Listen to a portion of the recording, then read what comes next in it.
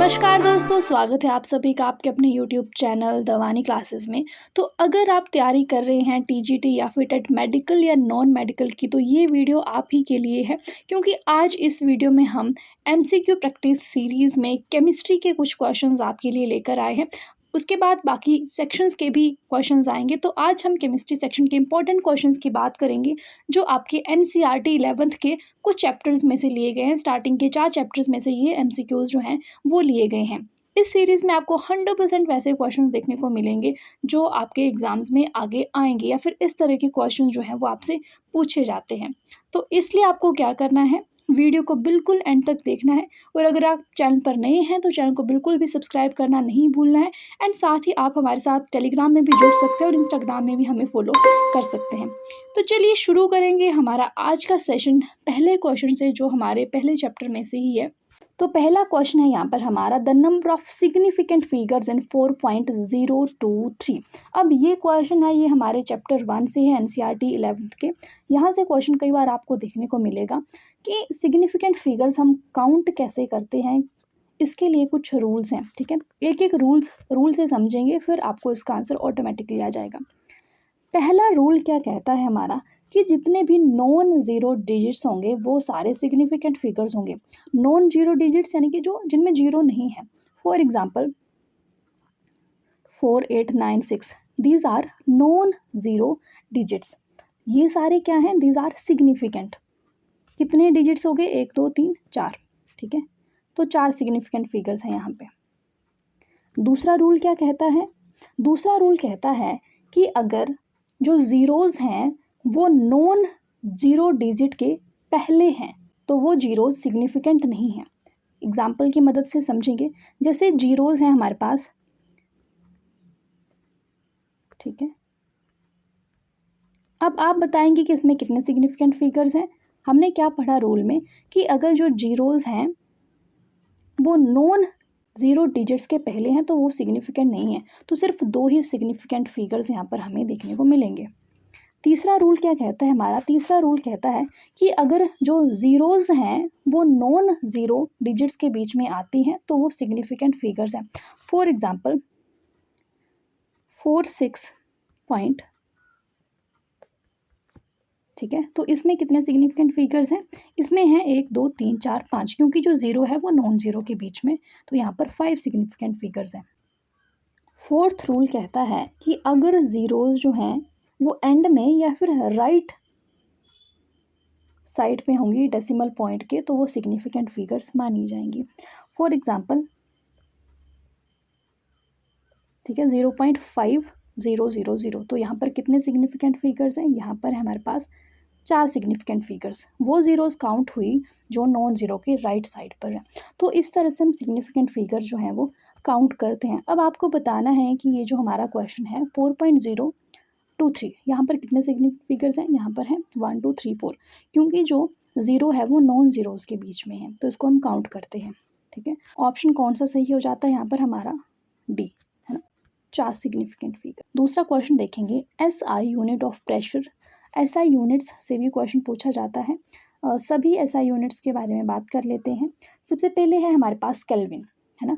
Kelvin जो है वो किसकी SI यूनिट है, ये टेम्परेचर की SI यूनिट है। हमें पता है टेम्परेचर को हम केल्विन में भी मेजर करते हैं, टेम्परेचर को हम सेल्सियस में भी मेज़र करते हैं, टेम्परेचर को हम फ़ारेनहाइट में भी मेजर करते हैं, अलग अलग स्केल्स पर, है ना। तो ये सारी तो टेम्परेचर की यूनिट्स है। बात करें मोल की, तो मोल किसकी यूनिट है, ये यूनिट है अमाउंट ऑफ सब्सटेंस की। It is the SI unit of amount of substance, है ना। अब रहेगी हमारे पास पास्कल। अब ये पास्कल जो है यही SI यूनिट है, किसकी, प्रेशर की SI यूनिट है, ठीक है। और जो हमारे पास पास्कल है उसको हम किस में मेजर करते हैं, पास्कल को मेजर किया जाता है 1 न्यूटन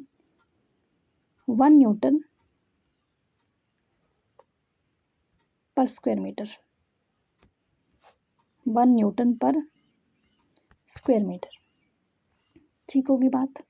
अब क्वेश्चन कैसे पूछा जाता है, कई बार क्वेश्चन पूछा जाता है कि आपको बताना है कि जैसे बॉइलिंग पॉइंट ऑफ वाटर है वो केल्विन में कितना है, टेम्परेचर में कितना है, फ़ारेनहाइट में कितना है, तो वो मैं थोड़ा सा आइडिया आपको यहाँ पे दे देती हूँ ताकि अगर इस तरह का क्वेश्चन आपको आए तो आप उसको सॉल्व ईजिली कर सकें। शुरू करेंगे हम फ्रीजिंग पॉइंट से, ठीक है, सेल्सियस से शुरू करेंगे। यहाँ पर मैं लिख देती हूँ आपको डिग्री सेल्सियस, यहाँ पर केल्विन और यहाँ पर डिग्री फ़ारेनहाइट, ठीक है।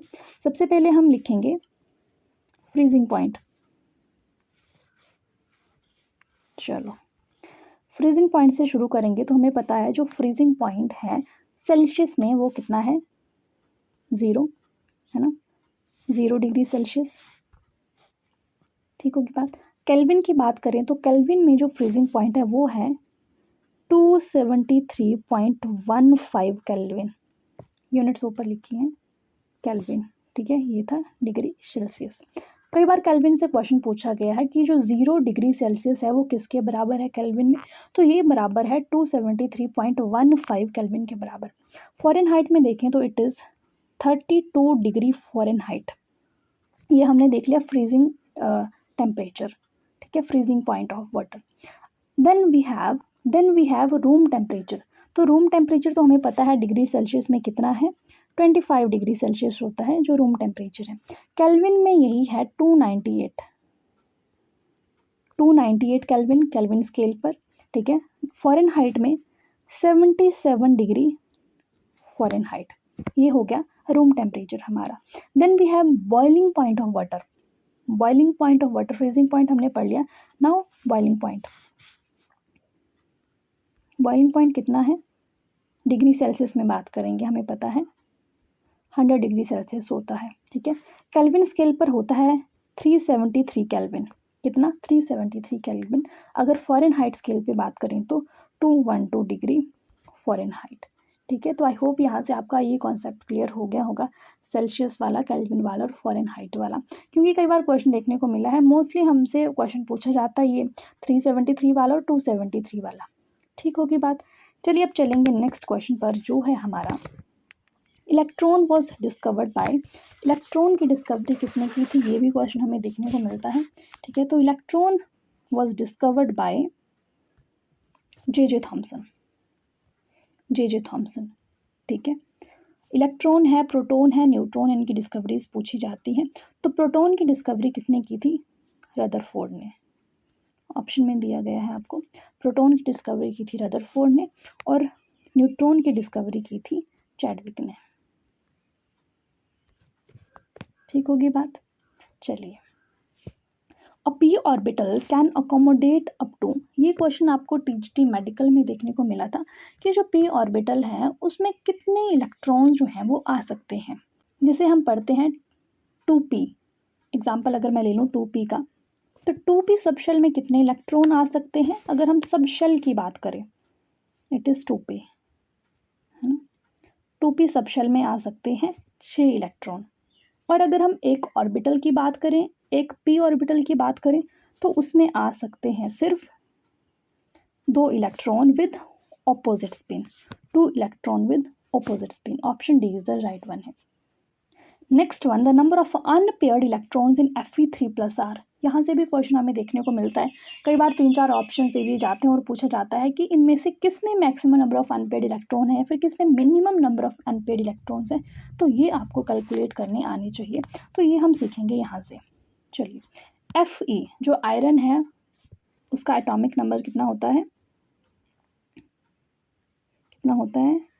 26 होता है। तो पहले हम इसकी कॉन्फ़िगरेशन लिखेंगे, देन हम Fe3 की कॉन्फ़िगरेशन लिखेंगे, ठीक है। 3+ मतलब कि कितने इलेक्ट्रॉन लॉस हो गए, यहाँ पर 3 इलेक्ट्रॉन जो हैं वो लूज़ कर दिए Fe ने, ठीक है, तब ये बन गया Fe3+। पहले Fe की कॉन्फ़िगरेशन लिख लेते हैं। इसकी कॉन्फ़िगरेशन होती है 1s2 2s2 2p6 3s2 3s2 3p6 4s2 and 3d6, 4s2 and 3d6। Last वाले को हम यहाँ से ऐसे लिख सकते हैं,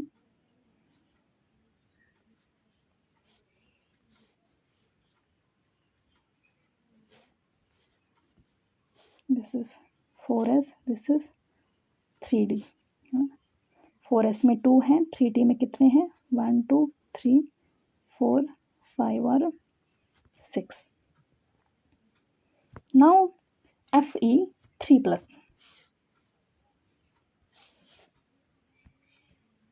अब 3+ है यानी कि 3 इलेक्ट्रॉन का क्या होगा, 3 इलेक्ट्रॉन जो है वो लॉस होंगे। अब 3 इलेक्ट्रॉन जो है वो लॉस कहाँ कहाँ से होंगे, 2 इलेक्ट्रॉन 4s के लॉस होंगे और एक जो एक्स्ट्रा इलेक्ट्रॉन है यहाँ पर हमारे पास 3d में, ठीक है, ये निकलेगा। तो टोटल कितने निकल गए हमारे पास, 3 इलेक्ट्रॉन इलेक्ट्रॉन निकल गए।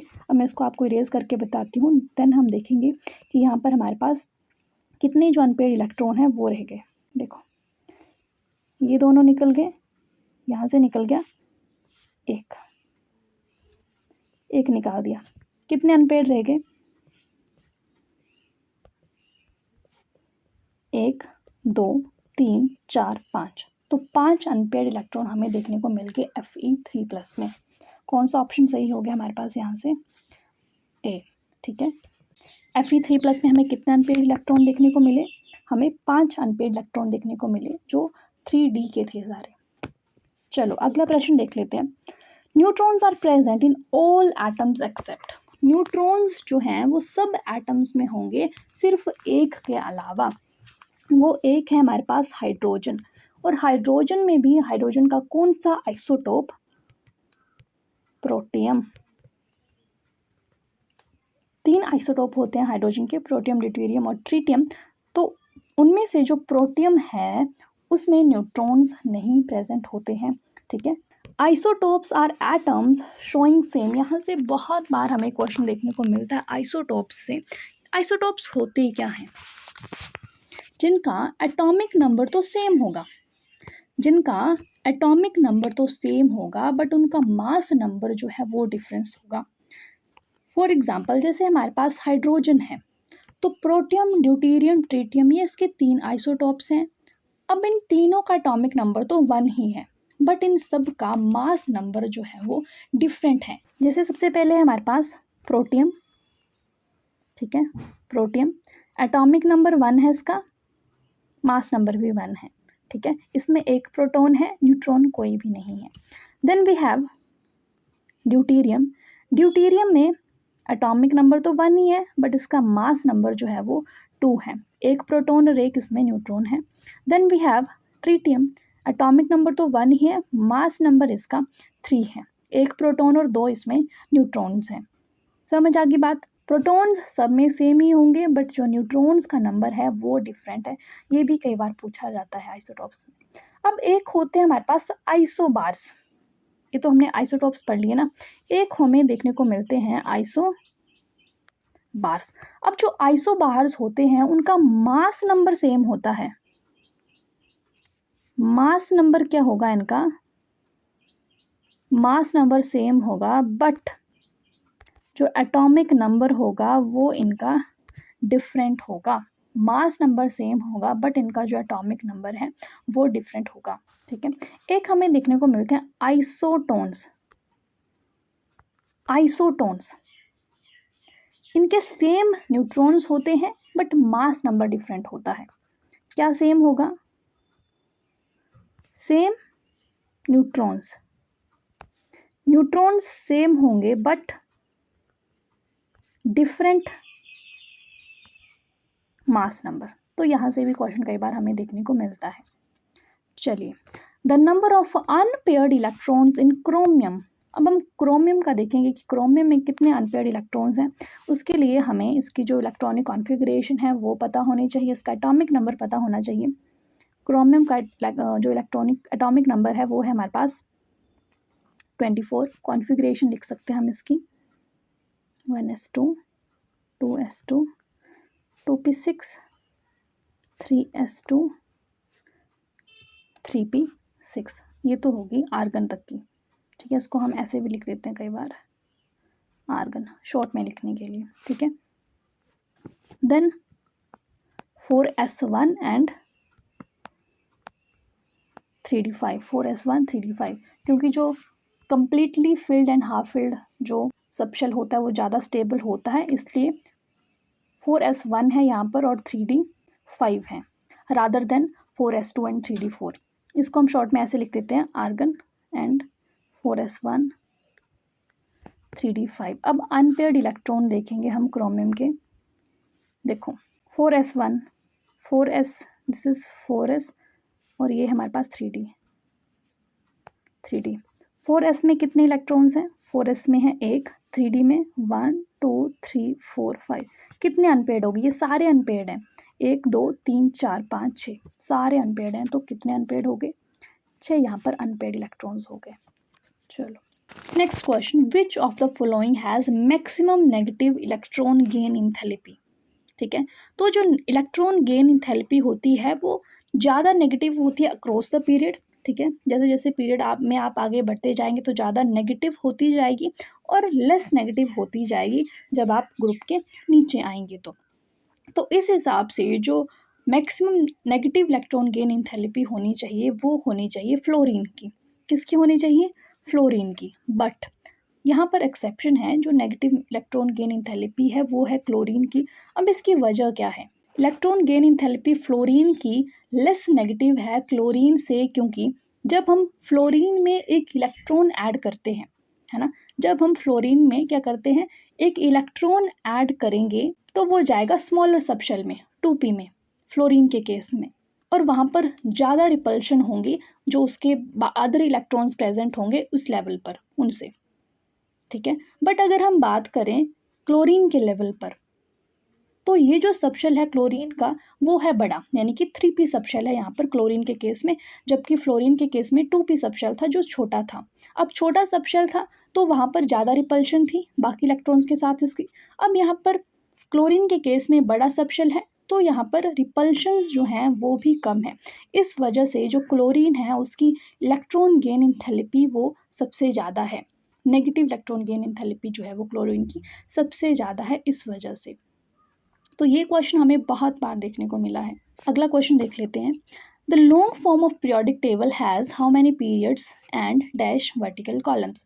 जो हमारे पास पीरियोडिक टेबल है, जो मॉडर्न पीरियोडिक टेबल है हमारे पास, उसमें कितने पीरियड्स हैं और कितने ग्रुप्स हैं, ये क्वेश्चन हमसे पूछा जाता है।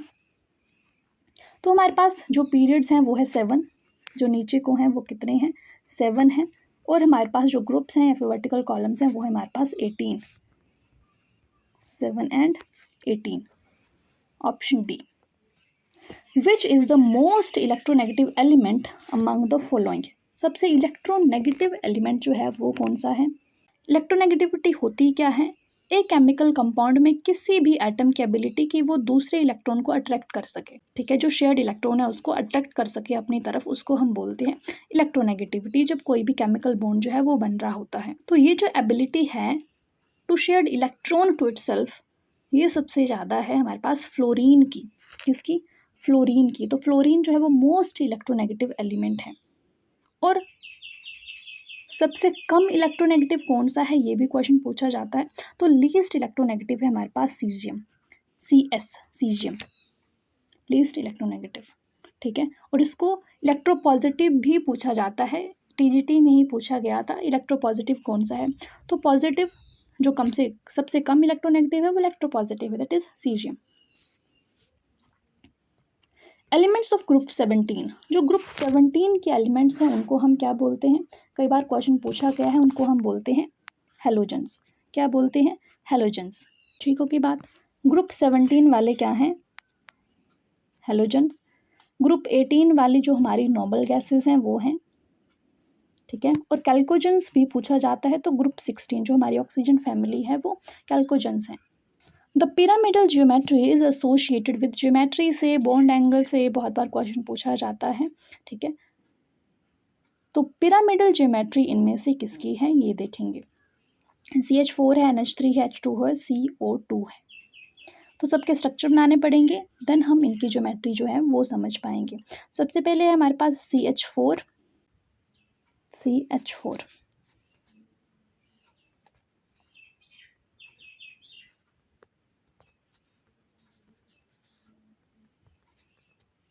ठीक है, ये है हमारे पास CH4। अब ये जो CH4 है ये कौन सी ज्योमेट्री है? ये ज्योमेट्री है हमारे पास टेट्राहेड्रल। इस ज्योमेट्री को क्या बोलते हैं हम? इस ज्योमेट्री को हम बोलते हैं टेट्राहेड्रल ज्योमेट्री। और यहाँ पर बॉन्ड एंगल कितना है, बॉन्ड एंगल हमें यहाँ पर देखने को मिलता है 109.5 डिग्री। बहुत बार क्वेश्चन पूछा जाता है कि CH4 का बॉन्ड एंगल कितना है, 109.5 डिग्री। ठीक होगी बात। दूसरा है हमारे पास NH3। अब जो NH3 है वहाँ पर प्रेजेंट है लोन पेयर NH3। यहाँ पर प्रेजेंट क्या है, एक लोन पेयर। लोन पेयर होने की वजह से जो टेट्राहेड्रल ज्योमेट्री है वो डिस्टोर्ट होकर बन जाती है। कौन सी ज्योमेट्री, पिरामिडल। और बॉन्ड एंगल भी रिड्यूस हो जाता है इसका, बॉन्ड एंगल जो है वो रह जाता है 107 डिग्री 109.5 डिग्री से। ठीक है, तो यहाँ पर हमारा आंसर तो आ ही गया NH3, बट अदर स्ट्रक्चर्स भी देख लेते हैं। Then we have H2O, water. Water का स्ट्रक्चर हम बनाएंगे। वाटर में भी टेट्राहेड्रल ज्योमेट्री होती है, बट यहाँ पर भी प्रेजेंट होते हैं 2 लोन पेयर्स। उस वजह से ये जो ज्योमेट्री है वो डिस्टोर्ट हो जाती है और वी शेप्ड ज्योमेट्री है वो इसकी बन जाती है। फिर इसको आप एंगुलर भी बोलते हैं। साथ में बॉन्ड एंगल भी रिड्यूस होगा, ज्योमेट्री डिस्टोर्ट होगी तो बॉन्ड एंगल रह जाता है इसका 104.5 डिग्री। ठीक है, लास्ट में हमारे पास CO2। तो जो CO2 है उसमें होते हैं डबल बॉन्ड। ठीक है, और ये ज्योमेट्री होती है लीनियर, और यहाँ पर एंगल हमें देखने को मिलता है 180 डिग्री का। तो पिरामिडल ज्योमेट्री हमें किस में देखने को मिली, आंसर आ गया हमारे पास NH3 में। ठीक, बाकी सबका भी हमने देख लिया। चलो अगला क्वेश्चन देखेंगे हम। Which of the following molecule have trigonal planar geometry. ठीक है, ट्राइगोनल प्लेनर ज्योमेट्री हमें किस में देखने को मिलती है। NH3 की तो हमने ऊपर देख ली, तो उसका तो हम नहीं देखेंगे। सबसे पहले हम देखेंगे BF3 का। BF3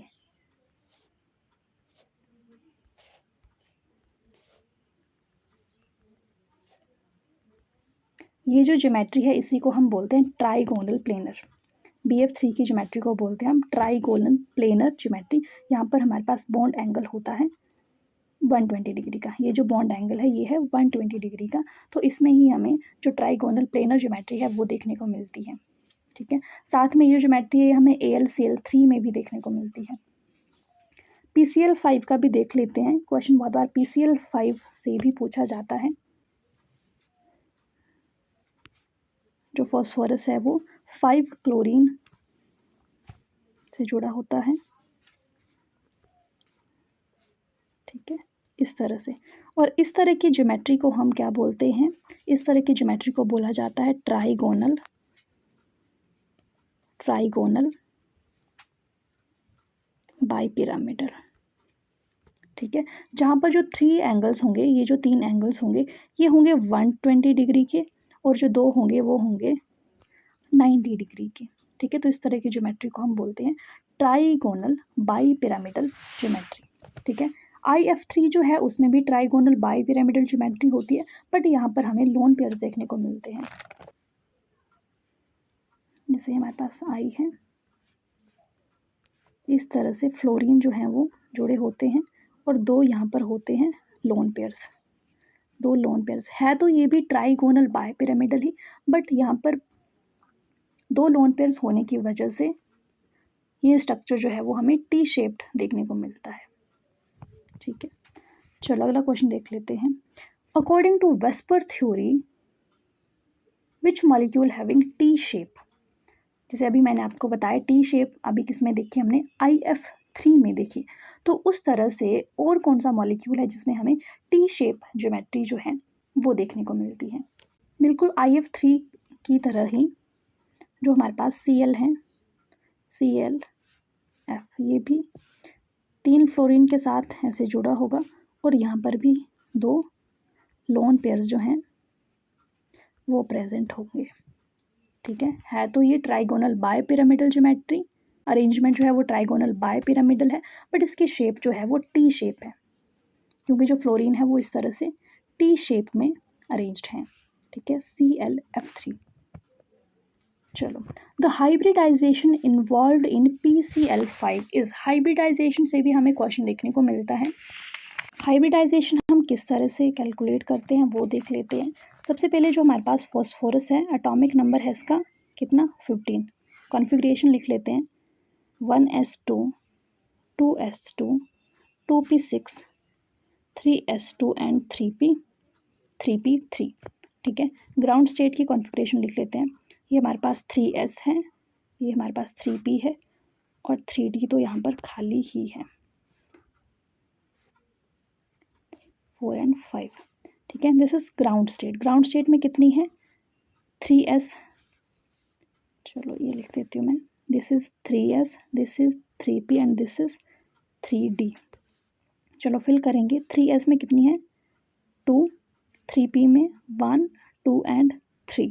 ठीक, अब एक्साइटेड स्टेट में this one is 3s, this one is 3p and this one is 3d। चलो ओके, अब ये होगी फॉस्फोरस की। अब हमें पता है क्लोरीन के कितने एटम है, क्लोरीन है हमारे पास 5। तो क्लोरीन को 5 बनाने के लिए जो हमारे पास 3s का 1 इलेक्ट्रॉन है उसको हमने एक्साइट करना है और हमें इसको भेज देना है 3d में। ठीक है, जो यहाँ पर 3s का 1 इलेक्ट्रॉन था इसको हमने भेज दिया 3d में, इस तरह से। अब हमारे पास 5 अनपेयर्ड इलेक्ट्रॉन्स हो गए। अब ये जो 5 अनपेयर्ड इलेक्ट्रॉन हैं ये सारे बॉन्ड बना सकते हैं किसके साथ, क्लोरीन के साथ। किसके साथ, क्लोरीन के साथ। ठीक है, और PCl5 जो है वो हमारा स्ट्रक्चर बन जाएगा। और ज्योमेट्री भी हमने पीछे देख ली थी, ट्राइगोनल बाइपिरामिडल। अब हमें बताना है कि हाइब्रिडाइजेशन किस तरह की है। हाइब्रिडाइजेशन हम किस तरह से कैलकुलेट करते हैं, एस इन्वॉल्व है। ठीक है, P कितने ऑर्बिटल हैं, P के 1 2 3, sp3 और D के कितने ऑर्बिटल हैं, D का एक ऑर्बिटल इसमें इन्वॉल्व है, sp3d जो हाइब्रिडाइजेशन है वो हमें देखने को मिली PCl5 में। इस तरह से आप सभी कैलकुलेट कर सकते हैं। ठीक है जी, which one of them is weakest, इनमें से कौन सी जो केमिकल फोर्स है वो वीकेस्ट है। तो सबसे वीक है वान डेर वाल्स फोर्स और सबसे स्ट्रॉन्ग है आयनिक बॉन्ड। ठीक है, सबसे स्ट्रॉन्ग आयनिक बॉन्ड है, सबसे वीक है वान डेर वाल्स फोर्स। चलो, लोन पेयर्स कितने हैं वाटर में, अभी पीछे हमने वाटर का स्ट्रक्चर देखा था ना, तो कितने लोन पेयर्स हमें वहाँ देखने को मिले, हमें 2 लोन पेयर्स जो हैं वाटर के स्ट्रक्चर में वो देखने को मिले और ज्योमेट्री थी वहाँ पर वी शेप्ड या फिर angular geometry. Bond angle in NH3 molecule, NH3 का स्ट्रक्चर भी हमने देखा था कि जो NH3 मॉलिक्यूल था उसका बॉन्ड एंगल जो था वो कितना था। ज्योमेट्री क्या थी, वैसे तो टेट्राहीड्रल थी बट लोन पेयर होने की वजह से जो NH3 की ज्योमेट्री है वो डिस्टॉर्ट होके होगी पिरामिडल। और बॉन्ड एंगल ऐसे तो कितना होना चाहिए था इसका 109.5 डिग्री, बट डिस्टॉर्ट होने की वजह से जो एंगल था वो रिड्यूस हो गया 107 डिग्री। ये सब हम पीछे देख चुके हैं। ठीक है, अब ये क्वेश्चन रहता है आप सब लोगों के लिए जो हमने पहले क्वेश्चन में पढ़ा कि सिग्निफिकेंट फिगर्स हमें कितने देखने को मिले, इसमें 0.0025 में कितने सिग्निफिकेंट फिगर्स हैं। ये क्वेश्चन आप सबके लिए जिसका आंसर आप मुझे कमेंट सेक्शन में कमेंट करके बताएंगे। ओके जी, तो अगर आपको ये सेशन इन्फॉर्मेटिव लगा हो तो और भी वीडियोस आएंगी। आपने क्या करना है, वीडियो को लाइक करना है, चैनल को सब्सक्राइब करना है, नोटिफिकेशन बेल को भी ऑन करना है, अपने फ्रेंड्स के साथ भी शेयर करना है। साथ में आप हमारे साथ जुड़ सकते हैं टेलीग्राम में भी और इंस्टाग्राम में भी, लिंक आपको सभी के डिस्क्रिप्शन बॉक्स में मिल जाएंगे। Thank you so much for watching, bye bye, take care.